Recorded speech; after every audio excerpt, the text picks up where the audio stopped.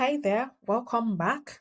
In this video, we're still focusing on the analytics dashboard of the Bumpa web app, and this particular video is breaking down the transactions dashboard.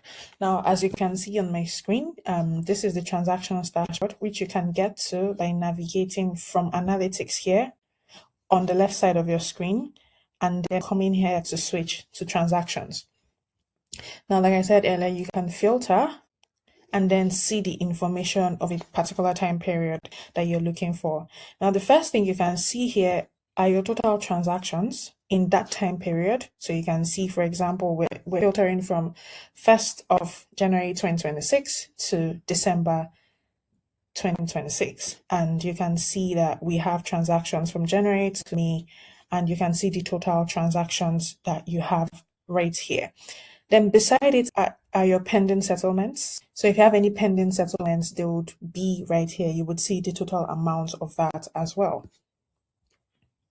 Before I continue here, these three lines here allow you to download this file, to download this graph as a file. So you can download as SVG or PNG, or of course a CSV file.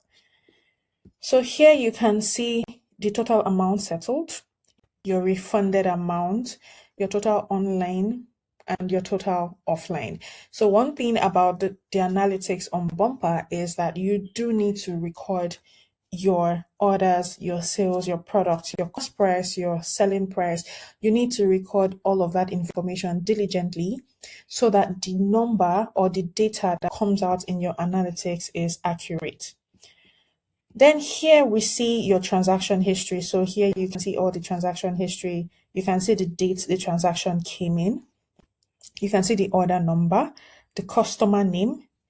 You can see the amount, the transaction type. So was it a cash transaction, or was it a transfer, or bank, or POS?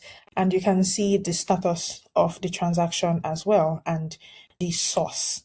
So again, here you can select by date range and see all of the information in that time period. Here you can select by transaction type right here. So you can filter by transaction type. And here you can filter by payment method right here. And then finally, you can just search directly here. Here, you can increase the number of transactions per page that you want to view at once.